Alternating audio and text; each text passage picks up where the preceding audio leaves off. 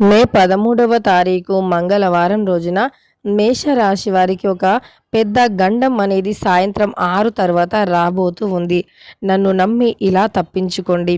అయితే ఈ యొక్క శ్రీ వారాహీదేవి జ్యోతిష్యాలయం నెంబర్ 1 వశీకరణ స్పెషలిస్ట్ పండిత్ నంబూదరి విద్య, ఉద్యోగం, వ్యాపారం, పెళ్లి, ప్రేమించి మోసపోవటం, ఆరోగ్య సమస్యలు, నాగదోషం, సంతానం, భార్యాభర్తల మధ్య గొడవలు, అత్తాకోడళ్ల మధ్య గొడవలు, స్త్రీ పురుషుల వశీకరణం, ధనం నిలకడగా లేకపోవటం, రాజకీయం, వామచార దోషం, మీ యొక్క ఎటువంటి సమస్యలు అయినా సరే 24 గంటల్లోనే పరిష్కారం లభించును. వీరి యొక్క కాంటాక్ట్ నెంబర్ వచ్చి 9043637512. నమ్మకంతో గురువు గారిని సంప్రదించండి. మీ యొక్క ప్రతి సమస్యను తొలగించుకోండి. మేషరాశి వారు ఈ వీడియోని పూర్తిగా చివరి వరకు చూడండి. అప్పుడే మేమేం చెబుతున్నామో మీకు పూర్తిగా అర్థమవుతుంది. ఈ వీడియోని మీరు ముందుగా చూడటం వల్ల మీకు వచ్చే ఆపద నుండి మీరు బయటపడవచ్చు. అయితే మనం వీడియోలోకి వెళ్ళిపోదాం. మేషరాశి అనేది రాశి చక్రంలో మొట్టమొదటి రాశి. అశ్విని నక్షత్రం 1, 2, 3, 4 పాదాలు, భరణి నక్షత్రం 1, 2, 3, 4 పాదాలు, కృత్తికా నక్షత్రం 1వ పాదంలో జన్మించిన వ్యక్తులని మేషరాశి వారిగా పరిగణిస్తూ ఉంటారు. ఈ రాశ్యాధిపతి వచ్చేసి కుజుడు. ఇక మేషరాశి వారి యొక్క వ్యక్తిత్వం విషయానికి వస్తే గనక మేషరాశిలో జన్మించినటువంటి వ్యక్తులు చాలా మంచి వ్యక్తులు. అలానే ఈ రాశిలో జన్మించినటువంటి వ్యక్తులకి ఎప్పుడూ కూడా మంచితనం ఎక్కువగా ఉంటుంది. దానితో పాటు ఈ రాశిలో జన్మించిన వ్యక్తులకి కొద్దిగా కోపం కూడా అధికంగానే ఉంటుంది. ఎందుకంటే మేషరాశి అనేది అగ్నితత్వమైనటువంటి రాశిగా కూడా పరిగణించబడుతూ ఉంటుంది. ఇక ఈ రాశిలో జన్మించినటువంటి వ్యక్తులకి ఎప్పుడూ కూడా తమకంటూ ఒక ప్రత్యేకమైనటువంటి స్థానాన్ని ఏర్పరచుకోవాలి అనుకుంటూ ఉంటారు. దానికోసం వీరు చాలా కష్టపడుతూ ఉంటారు, చాలా శ్రమ పడుతూ ఉంటారు, క్రమశిక్షణతో మెదులుతూ ఉంటారు. ఏదైనా సరే ఆపద వస్తే దానిని ముందుగా గ్రహించేటటువంటి శక్తి సామర్థ్యాలను కూడా కలిగి ఉంటారు. అంతేకాదు మేషరాశి వారు చాలా ధైర్యవంతులు కూడా. అలానే వీరు చాలా తెలివితేటలను కలిగి ఉంటారు. కొన్నిసార్లు వీరికి ఉన్నటువంటి తెలివితేటలను ఉపయోగించుకోకపోవటం వల్ల కష్టాలు అనేవి ఎదురవుతూ ఉంటాయి. కానీ వీరు చాలా తెలివితేటలు కలిగి ఉంటారు. ఆ తెలివితేటలను కానీ వీరు ఉపయోగించుకున్నట్లు అయితే ఇక వీరికి తిరుగు అనేది ఉండదు. అదేవిధంగా ఈ రాశిలో జన్మించినటువంటి వ్యక్తులు ఎవరైతే ఉన్నారో కొన్నిసార్లు ముక్కు, కళ్ళు, చెవులు ఒకేసారి పనిచేస్తూ ఉంటాయి. అంత మంచి తెలివిని వీరు కలిగి ఉంటారు మేషరాశి వ్యక్తులు. అదేవిధంగా చూసుకున్నట్లు అయితే ఈ రాశికి అధిపతి కుజుడు. కుజుడి యొక్క అనుగ్రహం ఈ సమయంలో అనుకూలంగా ఉండటం వల్ల మీరు ఒక గండం నుండి కూడా బయటపడే అవకాశం అయితే ఉంటుంది. కానీ దీనికోసం మీరు చేయవలసినటువంటి చిన్న చిన్న పరిహారాలు కూడా తప్పనిసరి ఉన్నాయి. అయితే ఈ సమయంలో మీకు ముఖ్యమైనటువంటి పత్రాలు అందుకుంటారు.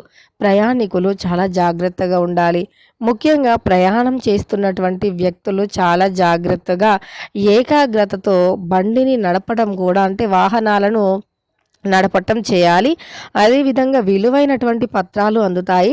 మీరు ఏదైనా ముఖ్యమైన పత్రం మీద సంతకాలు చేసేటప్పుడు 1కి 2 సార్లు ఆలోచించండి. అది ఏంటి? పూర్తి అవగాహనను పెంచుకోండి.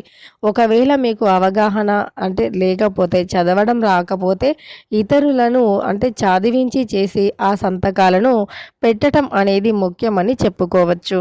లేదంటే మీరు కొన్ని విధాలుగా నష్టపోయే అవకాశం కూడా ఉండే అవకాశం కనిపిస్తుంది. కనుక ఈ రాశిలో జన్మించిన వారు ఈ విషయంలో చాలా జాగ్రత్తగా ఉండాలి.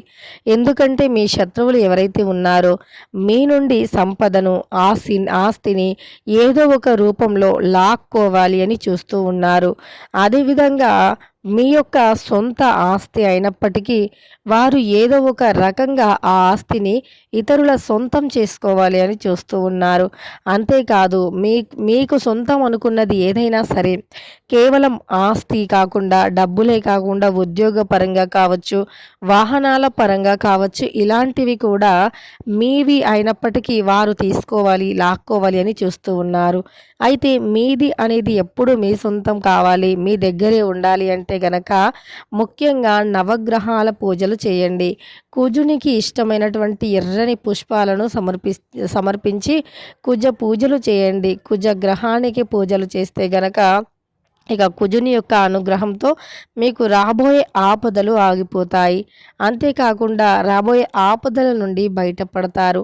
డబ్బుకు సంబంధించినటువంటి సమస్యలు కూడా ఖచ్చితంగా తొలగిపోతాయని చెప్పుకోవచ్చు. కుజ దోషాల నుండి విముక్తి కూడా 100% లభిస్తుంది ఈ రాశి వారికి.